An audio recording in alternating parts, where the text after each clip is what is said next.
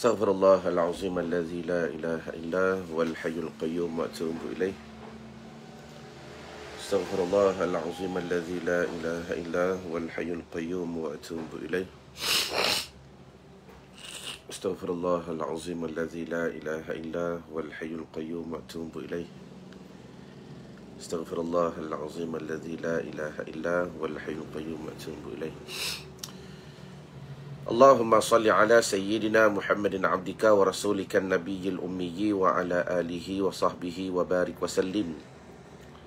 Allahumma anta laha wa law azumat farrijha bifadli bismillahirrahmanirrahim.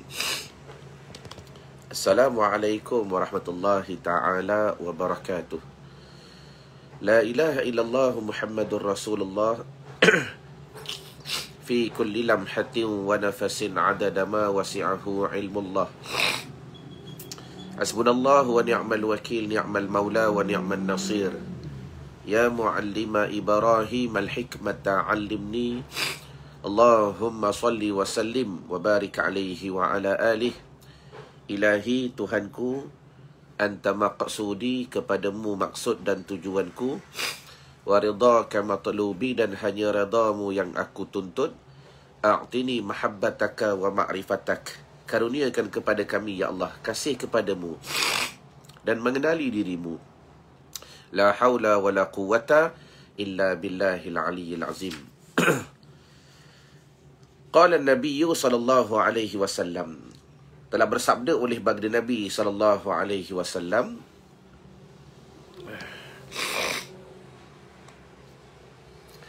arba'atu jawahira fi jismi bani adama yuziluha arba'atu asya'a. Artinya apa?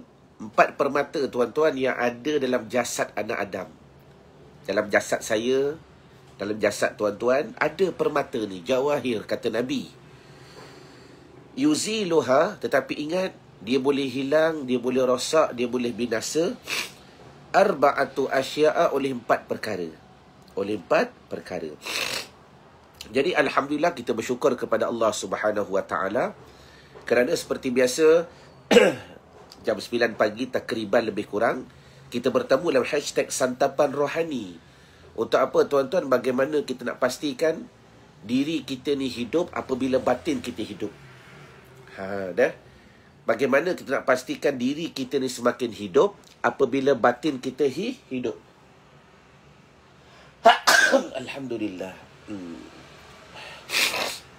Sebab kadang-kadang kita semata-mata mementingkan zahiriyah, walhal batiniyah itu satu perkara yang begitu penting. Jadi pada hari ini kita nak meneruskan lagi, menyambung. Apakah 4 perkara tuan-tuan yang boleh merosakkan 4 permata yang telah Allah Ta'ala anugerahkan dalam dirinya kita. Baik. Jadi sementara itu, jom bantu like, share dan tag nama orang yang anda sayang dengan niat dakwah, dengan niat berdakwah. Mudah-mudahan kebaikan yang kita dengari, Allah Ta'ala bantu kita, Allah Ta'ala bantu keluarga kita, dan Allah Ta'ala bantu orang-orang yang kita sayang dengan ilmu dan kefahaman. Baik, sambung. 4 permata tuan-tuan. Waalaikumsalam Latifah Abdul Latif, yang Allah Ta'ala anugerahkan pada jasad anak Adam. Yuziluha, hilanglah 4 permata ini, arba'atu asya'a, oleh 4 perkara. Amal jawahiru fal aqlu wad dinu wal haya'u wal amalu salihu. Adapun 4 permata, tulis. Walaupun tuan-tuan dah tulis dalam sesi live 2-3 hari lepas, tak apa, tulis lagi. Adapun 4 permata tu, yang pertama apa dia? Akal. 1. Yang kedua ugama. 2. Yang ketiga haya', malu. Malu ni permata tuan-tuan. Yang keempat wal amalu soleh, dan amal yang soleh. Tulis di ruangan komen. Maka 4 permata ni anugerah daripada Allah Subhanahu wa taala. Tuhan ilhamkan kepada kita. Sama ada bis sabab, kita usaha ke, kita cari ke, kita ikhtiar ke, itu semua sabab. Tetapi pada hakikatnya ia anugerah daripada Allah Subhanahu wa taala. Dan bila mana Tuhan dah bagi tuan-tuan sebagai anugerah dalam dirinya kita, maka kita kena ikhtiar, kita kena jaga. Jangan sampai permata itu hilang kilauannya. Dah. Jangan sampai permata itu hilang dari radarnya. Dan jangan sampai permata itu, tuan-tuan, bertukar rupanya. Allahumma salli ala Sayyidina wa Maulana Muhammad. Jadi, apakah perkara yang boleh merosakkan 4 permata ni? Tulis di ruangan komen. Fal-ghadabu yuzilul aqla. Kita dah syarah 2-3 hari lepas. Perangai suka marah, marah yang didorong oleh nafsu, marah yang bukan kerana Allah Subhanahu wa taala, marah yang bukan datang daripada kebaikan nur hati, semata-mata hawa, maka marah ini boleh menghilangkan akal. Satu. Fal ghadabu yuzilul aqla. Marah ni boleh menghilangkan akal, iaitu permata akal tu boleh hilang. Jadi syarahnya tuan-tuan boleh lihat dalam hashtag Santapan Rohani yang 2-3 hari lepas.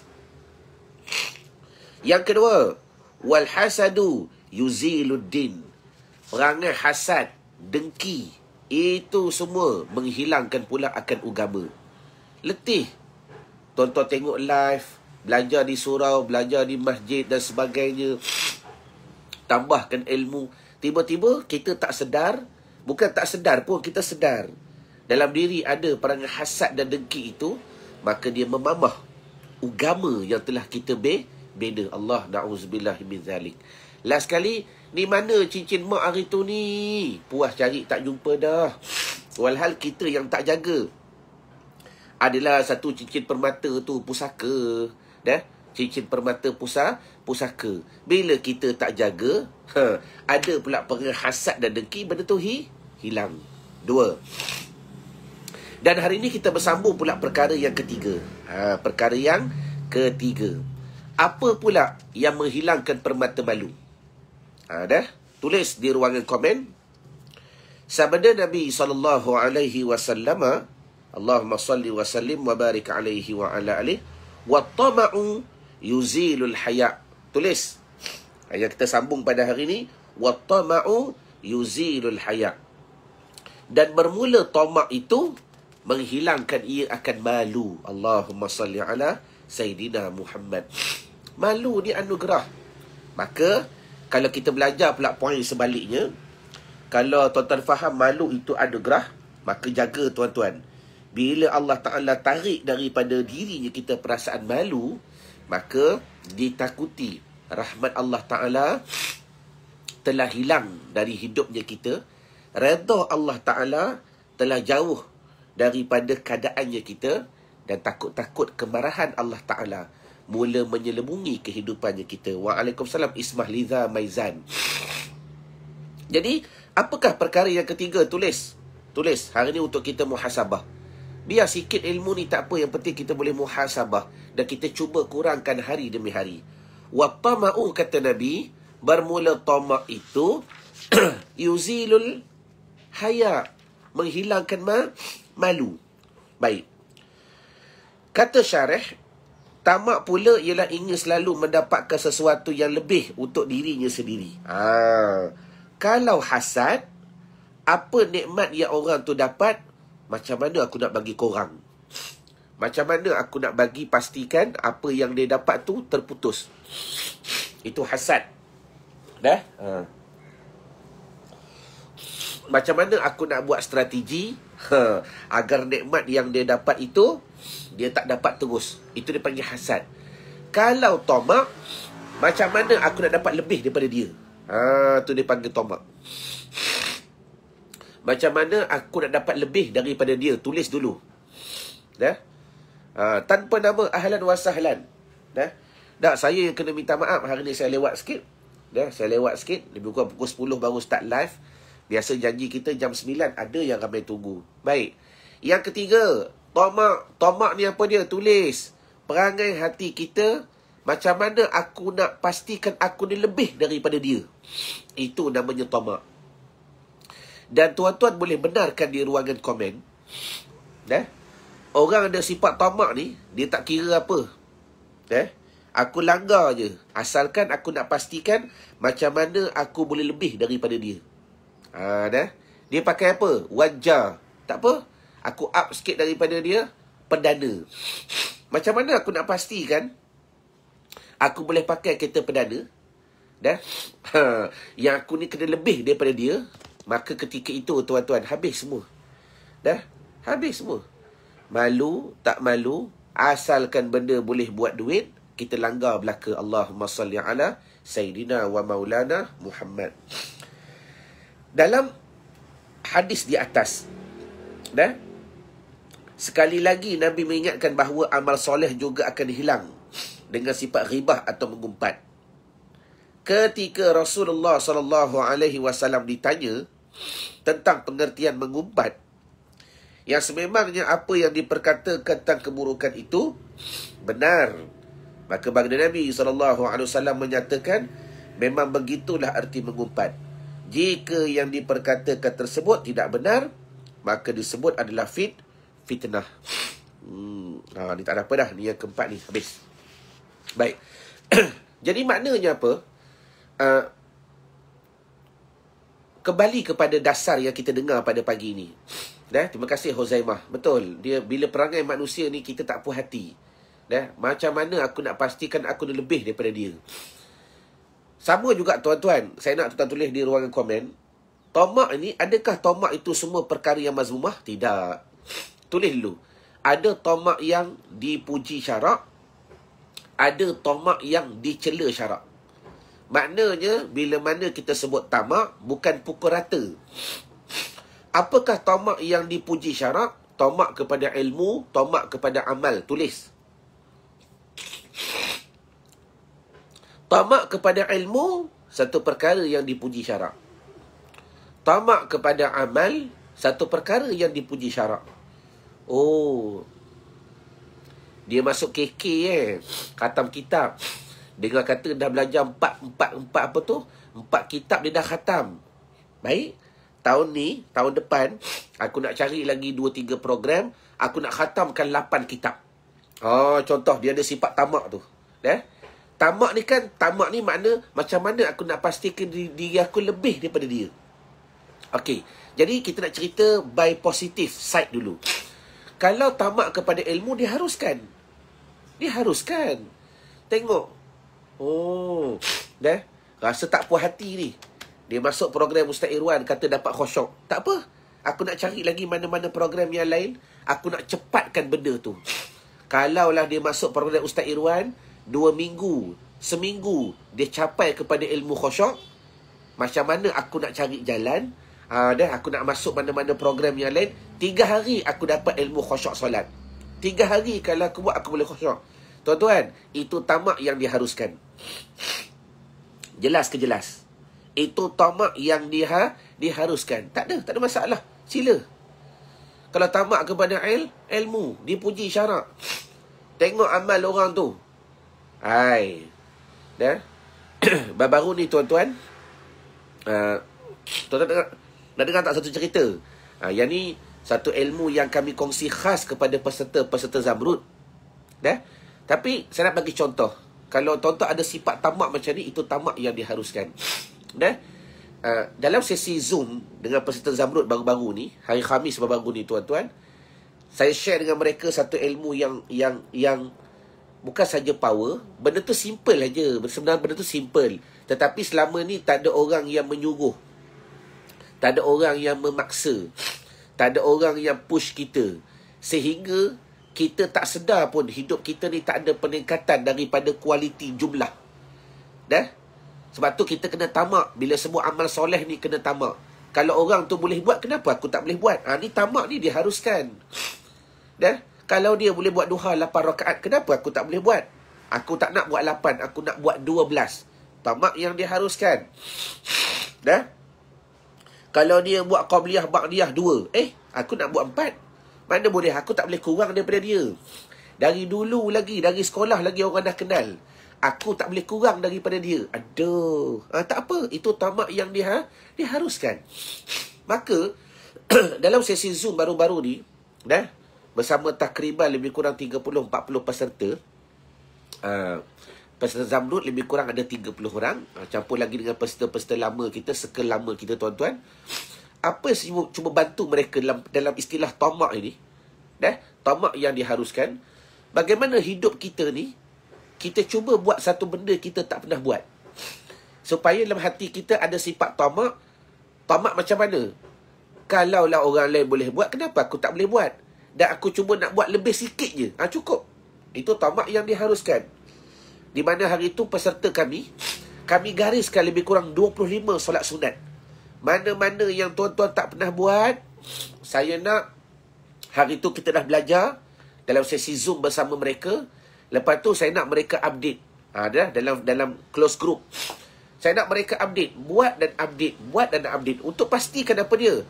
Pertama, kita berjaya buat walaupun sekali. Yang kedua, biar ada pada hati sifat tamak kepada amal soleh. Tak apa. Jelas ke jelas? Saya bagi contoh paling mudah tuan-tuan. Sunat zawal. Siapa yang tak pernah buat? Jawab sekejap di ruang komen. Tuan-tuan tahu tak solat sunat zawal?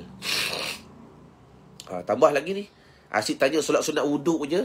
Yang tu dah ramai dah tahu, ramai dah buat. Kita tanya lagi solat sunat yang pelik-pelik. Solat sunat zawal. Siapa yang pernah buat solat sunat zawal? Tulis di ruangan komen. Tanpa nama. Jangan tengok baju, tengok hati. Allahumma salli ala sayyidina Muhammad. Terima kasih Aisyah, betul. Inilah cara saya nak tambahkan tamak pada hati. Apa dia solat sunat zawal? Kalau kita tak tahu, makna kita tak pernah buat. Dari situ tuan-tuan, macam mana saya tambahkan tamak pada hati mereka? Buatlah. Kalau orang lain pernah buat, ulama' pernah buat, kenapa kita tak pernah buat? Baru dengar Ustaz, bagus Faridah Maklib. Kalau dalam program nanti lagi banyak kalian akan belajar. Baru ni untuk peserta kami gariskan 25 solat sunat. Mana yang dah pernah buat, syukur. Mana yang tak pernah buat, update. Buat walaupun sekali. Maknanya, okey, tuan-tuan akan rasa tamak. Tuan-tuan akan rasa tamak. Tamak macam mana? Sebab tamak ni maknanya mesti aku lebih daripada dia. Tuan-tuan, bila tuan-tuan berada dalam circle UIZ, tuan-tuan berada dalam circle UIZ, dan tuan-tuan, saya ajar tuan-tuan sunat-sunat zawal, ada berasa tak, Allah syukurnya aku berada circle ni, sekurang-kurangnya aku pernah buat daripada orang lain yang banyak tak pernah buat. Itu dia panggil tamak. Nampak? Tamak ini, kita berasa lebih daripada orang lain. Itu dipanggil tamak. Apa lagi solat sunat? Banyak lagi tuan-tuan. Yang kita gariskan hari tu, awabin, hifzul iman, solat sunat musafir, solat sunat qudum, solat sunat perhentian. Kalau sebut solat sunat banyak lagi. Jadi tuan-tuan kena belajar. Solat sunat zawal ni ketika matahari betul-betul tegak. Betul-betul tegak. Lebih kurang beberapa minit sebelum nak masuk waktu zuhur. Sikit je lagi. Matlamat saya, kalau tuan-tuan boleh buat walaupun sekali, Allah, tuan-tuan telah melebihkan diri tuan-tuan daripada orang lain. Itu makna tamak. Tapi tamak yang diharuskan agama. Nampak? Jadi kembali kepada bicara kita pada pagi ni, #santapan rohani. Bertambah pening. Kembali kepada apa yang kita bincangkan pada hari ini. Tamak yang dilarang ialah tamak yang berbentuk keduniaan. Terima kasih Nur Hayati Nasaruddin. Tamak yang dilarang dalam bentuk keduniaan, dalam bentuk keuangan dan sebagainya, yang ada syarat. Kalau benda itu tidak memberi faedah kepada agama. Tapi kalau tamak itu menjadi asbab kepada faedah kepada agama, contoh. Berapa sale dia? Berniaga 10,000. Aku mana boleh. Aku tak boleh bawah daripada dia. Sebab aku nak bayar zakat banyak lagi. Contoh. Berapa zakat dia bayar? Dia bayar zakat sebulan, setahun 1 juta. Okey, tak apa. Aku nak challenge diri aku nak bayar zakat sebulan 2 juta. Setahun 2 juta. Maka sale kena naik lagi. Biasa kena naik lagi. Nampak macam tamak kan? Sebab tamak ni sifat aku nak lebih daripada dia. Tapi apa elat dia? Dia nak bayar zakat lebih. Nak gunakan untuk agama. Adakah ni tamak yang diharuskan? Tengok asbab. Jelas. Cuma apa saya nak bagi faham ialah, daripada sifat tamak tadi, kesan yang boleh timbul daripada sifat tamak, akhir sekali menghilangkan malu. Okey, saya sebut malu. Tengok dah. Alhamdulillah. Bila sebut malu, tuan-tuan, malu ni pun kita boleh hurai dari sudut dua positif. Dua cabang, positif ataupun negatif. Positif ataupun negatif. Kita sembang malu yang dari sudut positif dahulu. Bila tuan-tuan rasa nak lebih, ya Allah, malulah ya Allah. Kalau dia boleh buat, kalau aku tengok amalan dia boleh bertambah, ilmu dia boleh bertambah, disebabkan dia belajar dalam program khatam kitab yang dijalankan oleh Ustaz Irwan, kenapa aku tak boleh? Maka bila datang satu sifat tamak, ya Allah, kalau boleh aku nak, bukan nak sama macam dia, aku nak lebih daripada dia. Maka hilang tak perasaan malu untuk belajar? Jawab.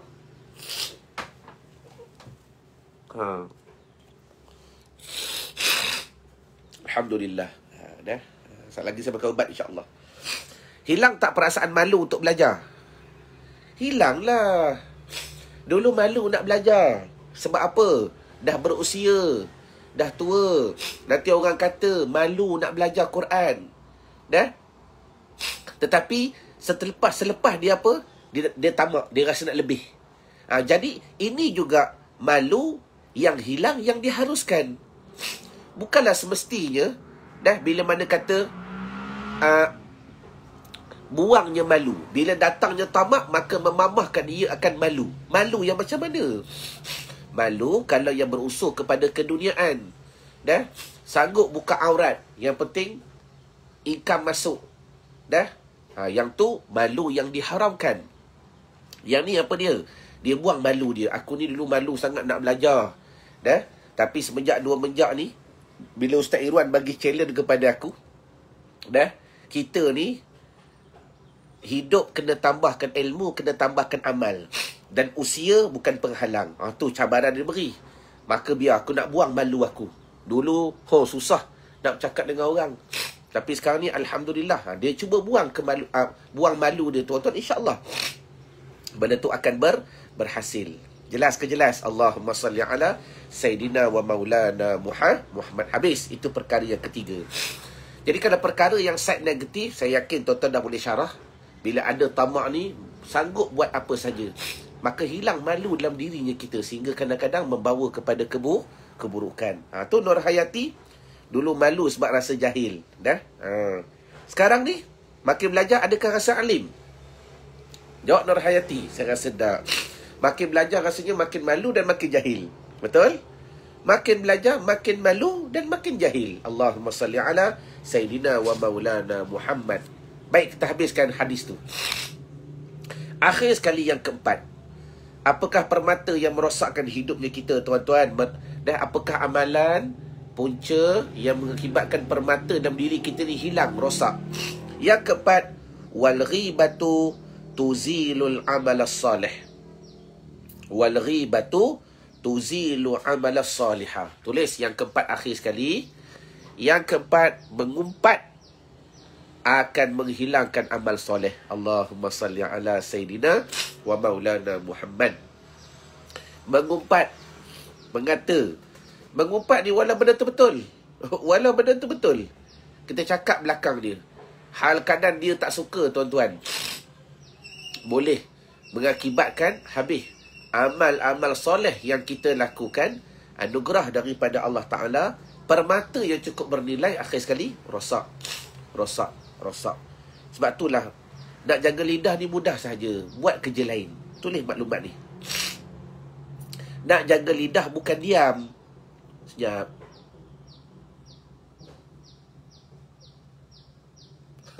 Salah.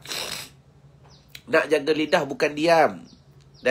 Tuan-tuan, tanah ni, kalau tuan-tuan tak buat apa, tuan-tuan ada tanah luah, ada 2-3 ekar. Tuan-tuan diam je tak buat apa. Diamlah, makna diam tu tak buat apalah.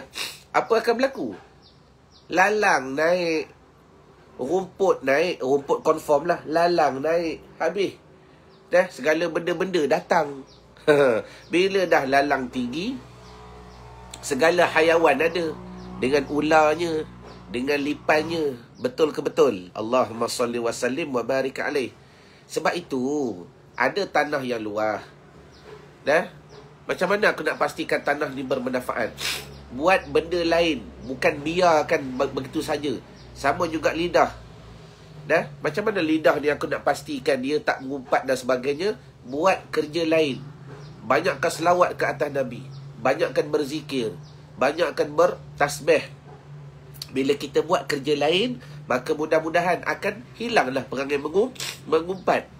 Kerana apa? Kalau kita tak buat apa-apa senyap, faedahnya tak ada. Senyap tu besar. Berdiam diri tu besar kelebihannya. Tapi kalau kita bertasbih, bersolawat, berzikir, maka lebih besar. Maka mudah-mudahan antara cara kita nak pastikan amal soleh yang tuan-tuan bina, kepada peserta Zamrud, baru je lagi belajar, baru nak tambah amal kesoleh, baru Tuhan tambah khusyuk, tiba-tiba mengumpat. Habis. Sia-sia belajar selama seminggu, tuan-tuan. Bila mana ada umpatan pada diri kita, lidahnya kita. Jadi mudah-mudahan apa yang kita belajar pada pagi ini adalah hashtag santapan rohani. Allah Ta'ala dapat pelihara diri kita, pelihara amalan kita, pelihara perangai kita, agar permata yang telah kita gilakkan dalam dirinya kita tidak hilanglah sirnanya, dan tidak rosaklah ia kualitinya, dan akhir sekali tak hilanglah dalam kehidupannya kita. Jadi saya rasa madai dahulu pertemuan kita pada pagi ini dalam hashtag santapan rohani. Ma'assalamu ala liqa. Assalamualaikum warahmatullahi wabarakatuh. Kalau nak maklumat lanjut